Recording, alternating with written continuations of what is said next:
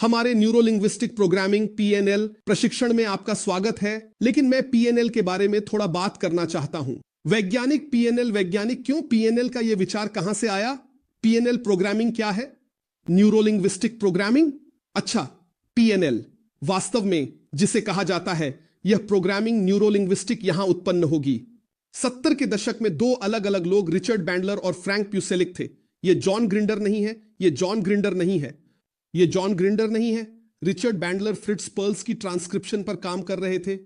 Frank प्यूसेलिक नशे की समस्याओं से जूझ रहे युवाओं की पुनर्प्राप्ति पर काम कर रहे थे, जिन्हें काफी समस्याओं का सामना करना पड़ रहा था, और उनकी मदद कर रहे थे जो युवा नशे की समस्याओं से जूझ रहे थे। और इसलिए हमारी न्यूरो लिंग्विस्टिक प्रोग्रामिंग पीएनएल की व्याख्या बहुत अच्छी होगी, क्योंकि आप लोग वे समझेंगे कि वे वर्जीनिया कैसे पहुंचे, सतीर, ये सभी लोग जो प्रसिद्ध हुए। यह न्यूरोलिंग्विस्टिक प्रोग्रामिंग के पुस्तकों में नहीं लिखा है। तो जो हुआ वह यह था, रिचर्ड बैंडलर एक सटीक विज्ञान का व्यक्ति था। वह कैलिफोर्निया विश्वविद्यालय में कंप्यूटर विज्ञान का एक व्यक्ति था, और वह बहुत रुचि रखता था मनोविज्ञान में। लेकिन उस समय कैलिफोर्निया विश्वविद्यालय में गेस्टाल्ट थेरेपी का कोई पाठ्यक्रम नहीं था। गेस्टाल्ट थेरेपी वहां चिकित्सकों के बीच तेजी से लोकप्रिय हो रही थी। वे बहुत अधिक ध्यान केंद्रित कर रहे थे मनोविश्लेषण का समय, थोड़ा सा मनोविश्लेषण, थोड़ा सा व्यवहारवाद। और रिचर्ड बैंडलर वह वास्तव में फ्रिट्ज पर्ल्स के सामग्री के साथ काम कर रहा था। वह रॉबर्ट स्पिट्जर का दोस्त था, जो उस प्रकाशन का मालिक था जो फ्रिट्ज पर्ल्स की किताब प्रकाशित करना। तो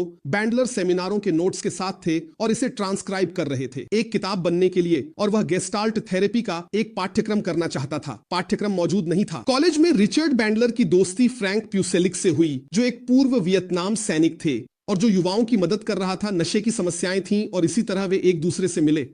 उस समय कॉलेज में अगर आप किसी प्रोफेसर से अनुमति प्राप्त कर लेते, तो वह विस्तार पाठ्यक्रम और अध्ययन समूह बनाने की शुरुआत कर सकता था। तब रिचर्ड बैंडलर जो थे जॉन ग्रिंडर के छात्र ने यह किया, जो कॉलेज के प्रोफेसर थे। यह मजेदार है, क्योंकि जॉन ग्रिंडर रिचर्ड बैंडलर से बहुत बड़े हैं। आप दोनों की तस्वीर देखते हैं। जॉन ग्रिंडर रिचर्ड बैंडलर से छोटे हैं, जो रिचर्ड बैंडलर के सांसारिक जीवन के दुरुपयोग के कारण है। तो जॉन ग्रिंडर अध्ययन समूह के समन्वयक थे। वास्तव में वह एक समन्वयक नहीं थे। वह गेस्टाल्ट थेरेपी विस्तार पाठ्यक्रम लिए हस्ताक्षर करने वाला व्यक्ति था, और उन्होंने शुरू किया। गेस्टाल्ट थेरेपी का यह पाठ्यक्रम रिचर्ड बैंडलर और फ्रैंक प्यूसेलिक द्वारा किया गया था। जॉन ग्रिंडर का समूह के साथ अभी कोई संबंध नहीं था। वह केवल वह व्यक्ति था जिसने पाठ्यक्रम को अधिकृत किया, और इसके बाद एक अध्ययन समूह का गठन हुआ, जिसे समूह मेटा कहा गया। इसे मेटा क्यों कहा गया? जॉन ग्रिंडर और फ्रैंक प्यूसेलिक कुछ ऐसा समझने में रुचि रखते थे जो आज मनोविज्ञान में हम कर रहे हैं। प्रक्रियाओं पर आधारित चिकित्सा को समझने कर रहा हूं। क्या किसी ने प्रक्रियाओं पर आधारित चिकित्सा के बारे में सुना है? यह आपके लिए उन सिद्धांतों को समझना है जो सभी चिकित्सीय प्रथाओं के पीछे हैं। वे कार्य करते हैं व्यवहारवाद या मनोविश्लेषण की चिंता करने के बजाय भावनात्मक अभिव्यक्ति क्यों? क्या मनोविश्लेषण काम कर सकता है? समय में पीछे लौटना क्यों काम कर सकता है? यह संवादात्मक परिवर्तन क्यों? क्या यह काम कर सकता है? समूहों में आत्म सहायता बात करने से मदद क्यों मिल सकती है? यह आधारित चिकित्सा, वे प्रक्रियाओं इसे खोजने थे। यह कुछ ऐसा था जो शुरुआत में न्यूरोलिंग्विस्टिक प्रोग्रामिंग को मार्गदर्शित कर रहा। विचार यह था,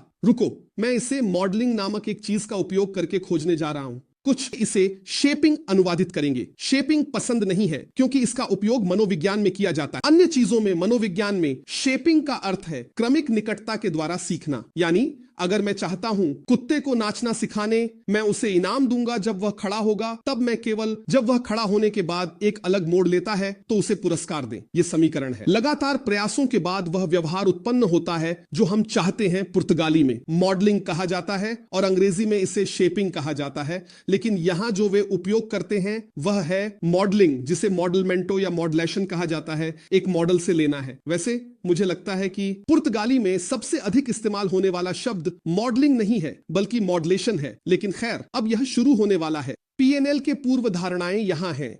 यदि कोई व्यक्ति कुछ करता है तो कोई भी व्यक्ति ऐसा कर सकता है। उस समय पीएनएल का नाम भी नहीं था। यह अभी भी समूह मेटा था। इसे मेटा कहा जाता था क्योंकि मेटा का अर्थ है ऊपर। वे जानना चाहते थे कि कौन सी तकनीकें किसी भी चिकित्सीय तकनीक से ऊपर थीं। जैसे कि रिचर्ड बैंडलर फ्रिट्ज पर्ल्स के सामग्रियों पर काम कर रहे थे। उन्होंने एक समूह बनाया, गेस्टाल्ट थेरेपी। अर्थात प्रारंभ में समूह लक्ष्य एक गेस्टाल्ट थेरेपी समूह था, और उन्होंने यह जानने की इच्छा जताई, ठीक है, लेकिन मैं यह समझना चाहता हूं कि इसके पीछे क्या है। गेस्टाल्ट थेरेपी का कार्यप्रणाली। और फिर एक दिलचस्प बात हुई, रिचर्ड बैंडलर और फ्रैंक प्यूसेलिक गेस्टाल्ट थेरेपी का उपयोग करते हुए क्लिनिक में बेहतर परिणाम प्राप्त कर रहे थे जो अन्य लोगों की तुलना में अधिक थे। अध्ययन समूह के छात्र, अध्ययन समूह में अन्य छात्र भी थे, अर्थात रिचर्ड बैंडलर और फ्रैंक प्यूसेलिक। कुछ व्यवहारों को आंतरिक रूप से अपनाया गया था जिनके बारे में उन्हें पता नहीं था, अचेतन थे, मौजूद थे। अन्य छात्रों से अधिक सफलता प्राप्त करने के बाद उन्होंने जॉन ग्रिंडर को बुलाया। समझते हैं कि संरचना क्या है, जादू की क्या संरचना है। और फिर वे तीन थे, जॉन ग्रिंडर, रिचर्ड बैंडलर और फ्रैंक प्यूसेलिक। फिर क्या हुआ? इसके बाद जब उन्होंने कुछ तत्व सीखे, फ्रिट्ज पर्ल्स की तकनीकें, भावनात्मक अभिव्यक्ति और कुर्सी पर क्षमा की तकनीकें शामिल थीं। वे स्वयं न्यूरोलिंग्विस्टिक प्रोग्रामिंग की तकनीकें हैं। अब इसका उपयोग नहीं होता। याद है मैंने कहा था कि रॉबर्ट स्पिट्जर, जो साइंस एंड बिहेवियर बुक्स के मालिक हैं, रिचर्ड बैंडलर के दोस्त थे जिन्होंने उन्हें नियुक्त किया था। क्या रिचर्ड बैंडलर ने फ्रिट्ज पर्ल्स की ट्रांसक्रिप्शन करने के लिए किया? यह प्रकाशन के मालिक इसके लिए जिम्मेदार थे। वर्जीनिया सैटिर की सभी किताबों का प्रकाशन। उसने कहा, यार चूंकि तुम समझने की कोशिश कर रहे हो थेरेपिस्टों के पीछे की जादू, क्यों नहीं तुम और जॉन ग्रिंडर वहां जाओ? वर्जीनिया सतीर, और देखो वह क्या कर रही है। और फिर उन्होंने मॉडलिंग शुरू की, यानी सीखना शुरू किया मॉडल में वर्जीनिया सैटिर। और फिर उन्होंने वर्जीनिया सैटिर के कई पैटर्न खोजे और यह पैटर्न, इसका नाम मेटा मॉडल रखा गया। फिर हम मेटा मॉडल के साथ काम करेंगे। ये प्रश्न पूछने के तरीके हैं सोक्रेटिक। दिलचस्प यह है कि मेटा मॉडल इस धारणा में उभरता है कि परिवर्तन होगा सोचने की विकृति के अंत से उत्पन्न होना। जितना अधिक विशिष्ट मैं प्रश्न पूछूंगा उतना ही कम संज्ञानात्मक विकृति होगी। वे संज्ञानात्मक विकृति नहीं कहते थे, विकृति कहते थे। सोच। व्यक्ति इस तरह से बोलता था, अरे कोई मुझे प्यार नहीं करता, एक सामान्यीकरण है। आप पूछते, क्या आपको यकीन है कोई नहीं? क्या दुनिया में कोई ऐसा नहीं जो आपसे प्यार करता है? या आपके साथ रहने वाले लोग, क्या उन्होंने आपको कहा कि वे आपसे प्यार नहीं करते? देखो कि यह कैसे लिया गया। कुछ ऐसा जो एक विश्वास का सामान्यीकरण था और वे इसे विशिष्ट बनाना चाहते थे और वे इसके खिलाफ लड़ाई कर रहे थे। जो प्रश्न थे वे क्या थे? विशिष्ट। और फिर उन्होंने इन विशिष्ट प्रश्नों के संदर्भ में यह सब किया वर्जीनिया सैटिर के साथ। और फिर यहां उन तत्वों के उपयोग की चिंता उत्पन्न हुई जिन पर हम यहां काम करेंगे, जैसे कि संवेदनात्मक चैनल, विधाएं, उपविधाएं और मेटा मॉडल। बस यह कि अध्ययन समूह में था। प्रतिष्ठित व्यक्ति इस अध्ययन समूह स्टीफन गिलिगन था, जो न्यूरोलिंग्विस्टिक प्रोग्रामिंग के संस्थापकों में से एक। नई एरिक्सोनियन हिप्नोसिस। रॉबर्ट डिल्ट्स इस अध्ययन समूह में थे। ग्रेगोरी बेटसन इस समूह में थे। अध्ययनों में ग्रेगोरी बेटसन 20वीं सदी के सबसे बड़े मानव विज्ञानी में से एक थे। कॉलेज के समान अध्ययन समूह जहां आप दो सहपाठियों को इकट्ठा करते हैं जिन्होंने किताब नहीं पढ़ी, समझे? वे शोधकर्ता थे। और फिर जॉन ग्रिंडर के पड़ोसी ग्रेगोरी बेटसन ने कहा, आप लोग इन विशेष प्रश्नों को लेकर बहुत चिंतित हैं, आपकी तकनीकें बहुत अधूरी हैं। वे मेटा मॉडल के प्रति दीवाने थे, लेकिन यह बहुत अधूरा था क्योंकि वहां एक आदमी है फीनिक्स एरिजोना में जो विशेष होने के बजाय सामान्य है। वह ऐसी कहानियां सुनाता है जो कभी समाप्त नहीं होती। और एक बातचीत, लोग हिप्नोटिक ट्रांस में चले जाते हैं। यह एक ऐसे व्यक्ति हैं जिनका नाम मिल्टन एरिक्सन है। उस समय ग्रेगोरी बेटसन चाहते थे कि जॉन ग्रिंडर वहां जाएं। वास्तव में जो वीडियो आप पाते हैं मिल्टन एरिक्सन के इंटरनेट पर, लगभग सभी को ग्रेगोरी बेटसन द्वारा फिल्माया गया था। ग्रेगोरी बेटसन वह मिल्टन एरिक्सन का सिनेमेटोग्राफर था। और फिर जॉन ग्रिंडर मिल्टन एरिक्सन के पास नहीं जाना चाहता था, कोई नहीं, क्योंकि मिल्टन एरिक्सन ने कई किताबें प्रकाशित की थीं। कई मिल्टन की किताबों का संग्रह एरिक्सन विशाल है और जॉन ग्रिंडर काक्सियास थे। मैं किसी ऐसे व्यक्ति के पास नहीं जाऊंगा जो इतना प्रासंगिक प्रकाशित किताबों के साथ बिना सभी किताबें पढ़े। रिचर्ड बैंडलर ने कहा, आप निश्चित रूप से ऐसा करेंगे। लोग एक नजर डालते हैं, हम कभी वहां नहीं जाएंगे। सबसे अच्छे व्यक्ति रहे हैं और जॉन ग्रिंडर हमेशा अकादमिक व्यक्ति रहे हैं, इसलिए यह जोड़ी अच्छी तरह से काम करती थी। वे ऐसे ही थे, वे बिना कोई किताब पढ़े गए थे। उन्हें हिप्नोसिस के बारे में कुछ भी नहीं पता था। उन्होंने शुरू किया मिल्टन एरिक्सन को काम करते हुए देखना और फिर उन्होंने पुस्तक प्रकाशित की। वास्तव में 2 खंड, मानक मिल्टन एरिक्सन के हिप्नोटिक। ये पैटर्न थे जो मिल्टन एरिक्सन संचार के लिए उपयोग करते थे और जो एरिक्सन को यह समझ में नहीं आया। जो चीज हम न्यूरोलिंग्विस्टिक प्रोग्रामिंग के रूप में समझते हैं वह किसी झगड़े के कारण PNL बन जाएगी। फ्रैंक प्यूसेलिक और रिचर्ड बैंडलर के बीच एक संबंध था। फ्रैंक प्यूसेलिक मिल्टन एरिक्सन के घर नहीं गए, उसे पहले ही काट दिया गया था और रिचर्ड बैंडलर का जॉन ग्रिंडर के साथ बहुत प्रभाव था। जॉन ग्रिंडर व्यापार की मजबूत कड़ी, उन्होंने फ्रैंक प्यूसेलिक को बाहर निकाल दिया और नाम प्रोग्रामिंग आविष्कार किया। न्यूरोलिंग्विस्टिक प्रोग्रामिंग PNL शब्द का उदय हुआ और फिर 70 के दशक से किताबें आनी शुरू हुई। यह न्यूरोलिंग्विस्टिक प्रोग्रामिंग का विचार है, यह PNL की कहानी है, यानी यह एक समूह के साथ शुरू होती है, उन लोगों के अध्ययन से जो प्रेरित थे यह पता लगाने के लिए कि गेस्टाल्ट थेरेपी को अलग तरीके से कैसे किया जाए। इस अध्ययन समूह की एक शानदार बात यह है कि जब हमारे पास पजे था, लोगों में बहुत जादू था। जब हमारे पास एक मेजमेरिस्ट, मैग्नेटिस्ट या बेंजेडेरा होती थी, देखो कितना हमारे पास जो बदलाव होता है वह इस विश्वास के कारण होता है कि कुछ अद्भुत होने वाला है। और जिस समय चिकित्सा हमारे पास आज की तरह उभरी, मुझे लगता है कि यह बहुत अच्छा है। लोग, मैं चिकित्सा के खिलाफ नहीं हूं, लेकिन जादू का एक बड़ा हिस्सा तब होता है जब आप तंत्र को समझते हैं। हर चीज के पीछे की क्रिया के साथ यह उम्मीद कि कुछ अद्भुत होगा कम होती जा रही है, फिर जादू कम होने लगता है। मनोविज्ञान में भी यही हुआ। जिस क्षण पादरी एक बेंजेडेरा मनोवैज्ञानिक बन गए, उन्हें एक नुकसान हुआ। तो निश्चित रूप से मैं कभी नहीं कहूंगा कि हमें कोई लाभ नहीं मिला। निश्चित रूप से वैज्ञानिक प्रथा से लाभ होता है। मैं कह रहा हूं कि शमन के पास जाना चाहिए या शमन जाने के लिए सही है, और मैं अपनी सेहत को शमन में करने जा रहा हूं। नहीं, मैं ऐसा नहीं करने जा रहा हूं। हमारा दोस्त गिलहेर्मे जो करता है वह है शरीर में मेंढक का जहर इंजेक्ट करना, जिसे कंबो कहते हैं। यही नाम है ना? नहीं, मैं इन चीजों के लिए उत्साहित नहीं होता, लेकिन इसमें जादू की कमी है। एक कमी है। आज जो हो रहा है वह यह है कि वह यहां बात कर रही है। यह आज के बारे में है कि हमारे पास रहस्यवादी, हिप्नोसिस और न्यूरोलिंग्विस्टिक प्रोग्रामिंग का बहुत मिश्रण है, बिना किसी संदेह के। बिल्कुल, यह मिश्रण मुझे नापसंद है। यह मुझे नापसंद क्यों है? लेकिन यह मुझे नापसंद क्यों है? मैं मिस्टिक के खिलाफ नहीं हूं, मुझे बेंजेडेरा बहुत पसंद है। मैंने आत्मा विज्ञान में चुंबकत्व का पाठ्यक्रम किया है। यदि आप एक धार्मिक संदर्भ में हैं तो आप परामर्श के लिए जा सकते हैं। पास्तोरल समस्या यह है कि आप इन आध्यात्मिक रहस्यमय तत्वों को लेते हैं, आप इस शब्द का उपयोग कर सकते हैं आप चाहें, क्योंकि जो ग्राहक आता है वह पहले से ही नहीं जानता है। लेकिन विज्ञान क्या है और क्या नहीं है, यह भ्रम पैदा करता है, और हिप्नोसिस के साथ ऐसा ही होता है। हिप्नोसिस आपकी कोशिका को फिर से प्रोग्राम करेगी?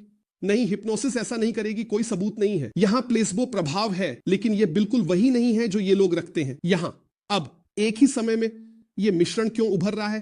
क्योंकि लोगों को जादू की जरूरत है। मैं जादू की आवश्यकता के बारे में बात कर रहा हूं, इस शब्द के नकारात्मक अर्थ में नहीं। उन्हें इस उम्मीद की जरूरत है कि आज कुछ अद्भुत हो सकता है, और यह भी जरूरी नहीं कि वह गूढ़ हो। आज कुछ अद्भुत होने का एहसास करने के लिए नहीं, हम उदाहरण के लिए ऐसा महसूस करते हैं। यह एक मनोचिकित्सक के साथ है। व्यक्ति ने वहां कई मनोचिकित्सकों के साथ एक भयानक अनुभव किया है, लेकिन एक ऐसा था जिससे आप जुड़े, जिसने दवा बदल दी। यार, अब सब कुछ अलग होने वाला है। यह करता है। मनुष्य के लिए यह कमी है कि कुछ अद्भुत होने वाला है। फिर विज्ञान कैसे प्रयोग में हर बार और भी बेजान होती जा रही है, क्योंकि मनोविज्ञान लोग बहुत अलग होते हैं।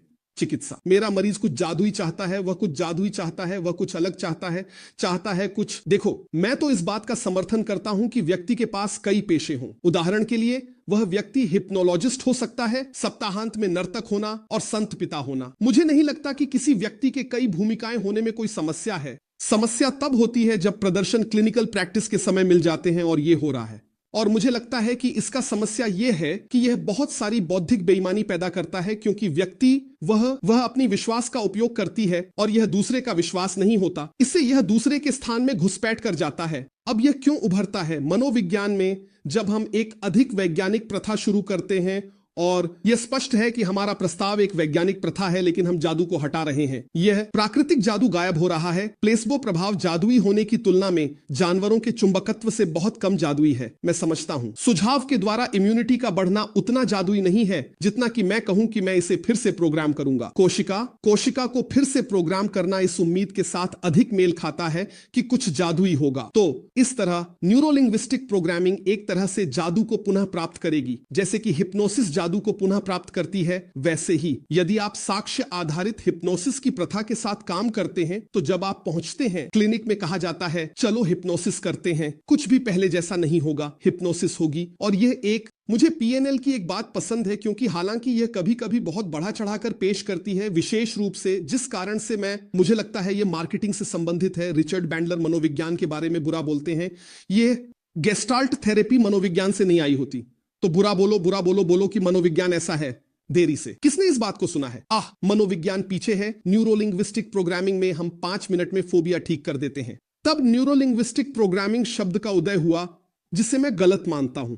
मैं बताऊंगा कि क्यों मुझे प्रोग्रामिंग न्यूरोलिंग्विस्टिक शब्द गलत लगता है। हिंदी में इसे PNL कहा जाता है, अंग्रेजी में इसे NLP कहा जाता है। लेकिन जब न्यूरोलिंग्विस्टिक प्रोग्रामिंग शब्द का उदय हुआ तो मुझे लगता है कि यह जानबूझकर किया गया था। जब आप रिचर्ड बैंडलर के इंटरव्यू देखते हैं तो उनके पास एक बहुत अच्छी कहानी होती है जो निश्चित रूप से बनाई गई है। ये एक अच्छी कहानी है। एक कहावत है, एक अच्छी कहानी को बाधित नहीं करना चाहिए। सच्चाई। अंततः रिचर्ड बैंडलर की कहानी इस प्रकार है। वह कार में थे, गाड़ी में वह गाड़ी चला रहा था और वह कंप्यूटर विज्ञान का छात्र था और उसके पास प्रोग्रामिंग की कुछ किताबें थीं। कार के अंदर कंप्यूटर और भाषा शास्त्र हो रही थी। पुलिस वाले ने उसे रोका और दस्तावेज मांगे। उसने दिखाया, आप क्या करते हैं? मैं शिक्षक हूं। शिक्षक किस विषय का? कथित तौर पर बैंडलर ने देखा कि गाड़ी के पीछे प्रोग्रामिंग की किताबें देखी, भाषा शास्त्र की किताबें देखी। मैं न्यूरोलिंग्विस्टिक प्रोग्रामिंग का प्रोफेसर हूं। कहानी अच्छी है, ये बनाई गई है भगवान के लिए। भगवान के बारे में खैर ये वह कहानी है जो रिचर्ड बैंडलर बताते हैं। मैं बताने जा रहा हूं कि मेरी संस्करण क्या है। क्या होता है? न्यूरोलिंग्विस्टिक का क्षेत्र पहले से ही मौजूद था। न्यूरोलिंग्विस्टिक एक विशेष क्षेत्र है, भाषा विज्ञान का अध्ययन, जो भाषा अधिग्रहण, भाषण विकारों और उनके संबंध का अध्ययन करेगा। मस्तिष्क, शायद आपने पहले ही सुना होगा, उदाहरण के लिए ब्रोक एरियाज, वर्निक एरियाज क्षेत्र। मस्तिष्क से संबंधित भाषा। जब व्यक्ति को कुछ प्रकार की अफेसिया होती है, जो ये है भाषा के विकारों में, उदाहरण के लिए जब उसे ब्रोक एरियाज में समस्या होती है तो वह बार बार दोहराती है, हर समय एक ही शब्द। एक आदमी था जो प्रसिद्ध हुआ जिसका नाम टैन था। वह टैन टैन बोलता था। तान तान तान, बस वह तान तान की अभिव्यक्ति के साथ बात कर रहा था, जैसे तान तान तान, यानी वह तानता की तरह बोलता था। इरादा और वे लोग जो वर्णिके की अफाजिया से ग्रस्त थे, वे धारा प्रवाह बोलते थे, लेकिन केवल यादृच्छिक शब्द। कंगारू, चारों ओर, कैमरा, फिर एयर कंडीशनर, और वे पूरी तरह से बेकार चीजें धारा प्रवाह तरीके से बोल रहे थे। और फिर न्यूरोलिंग्विस्टिक प्रोग्रामिंग में भाषा से संबंधित मस्तिष्क क्षति का पता लगाया गया। न्यूरोलिंग्विस्टिक प्रोग्रामिंग पहले से अस्तित्व में था, यह पहले से मौजूद था। न्यूरोलिंग्विस्टिक नाम ऐसा लगता है कि यह कुछ वैज्ञानिक है और ऐसा नहीं है। बस ये कि यहां एक और अतिरिक्त तत्व है जो NLP है। अंग्रेजी में NLP का मतलब न्यूरोलिंग्विस्टिक प्रोग्रामिंग है। यह प्राकृतिक भाषा प्रसंस्करण का संक्षिप्त रूप है। प्राकृतिक भाषा प्रसंस्करण क्या है? यह एक अध्ययन है कृत्रिम बुद्धिमत्ता के बारे में कि मैं मानव और मशीन के बीच कैसे बातचीत कर सकता हूं। स्वाभाविक रूप से मानव, एलेक्सा। अब एक दिलचस्प बात यह है कि हमारे पास यह चीज है। आज प्राकृतिक भाषा प्रसंस्करण एलेक्सा के साथ बहुत बड़ा है, लेकिन यह शब्द आज का नहीं है। यह शब्द है बहुत पुराना। रिचर्ड बैंडलर प्रोग्रामिंग से थे 70 के दशक में, लेकिन यह व्यवसाय पहले से ही जोर पकड़ रहा था। युद्ध के बाद वह कहेगा कि उसे नहीं पता था कि NLP प्राकृतिक भाषा के संचार का एक शब्द है।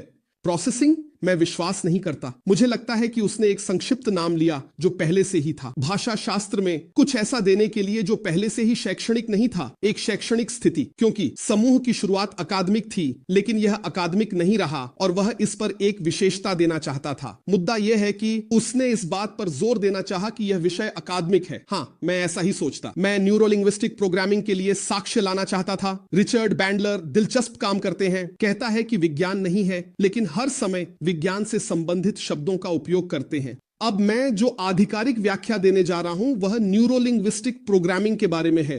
न्यूरोलिंग्विस्टिक प्रोग्रामिंग संरचना से संबंधित होगी और उस संरचना को बदलने के लिए लोगों के व्यवहार के पीछे न्यूरो का मतलब यह समझना है कि यह एक मस्तिष्क द्वारा मध्यस्थता की जाएगी, और भाषा शास्त्र इस बात से संबंधित है कि यह कैसे होगा, यानी यह पुनः प्रोग्रामिंग होगी। भाषा समझने के माध्यम से कि मस्तिष्क कैसे काम करता है, आधिकारिक व्याख्या है, आपको मिलेगी।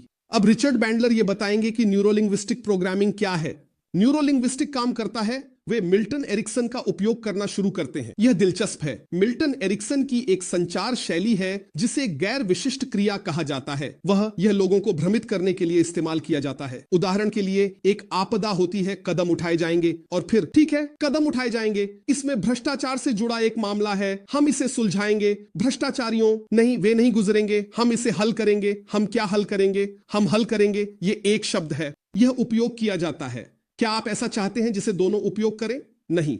यहां कक्षा में कोई भी इसका उपयोग नहीं करता। मैं इसे बदलने जा रहा हूं। जो होता है वह यह है कि हमारे पास कई अर्थ होते हैं। जब हमारे पास कई अर्थ होते हैं तो आप दूसरे को रोक देते हैं। आप ऐसा कहता है मैं इसे हल करने जा रहा हूं और फिर मैं मेटा मॉडल का उपयोग करता हूं, विशेष रूप से इसे हल करने के लिए करना होगा। क्या सही है? तो जब आप इस तरह कहते हैं न्यूरोलिंग्विस्टिक प्रोग्रामिंग का मतलब है जो काम करता है, इसका क्या मतलब है भाई? रिचर्ड बैंडलर कहते हैं न्यूरोलिंग्विस्टिक प्रोग्रामिंग का मतलब है काम करता है, उसे उपयोग करना। और इसलिए पीएनएल की तकनीकें मुझे बहुत पसंद है। कुछ कारण हैं। पहला यह कि ये तकनीकें मूल रूप से खेल खेल में होती हैं।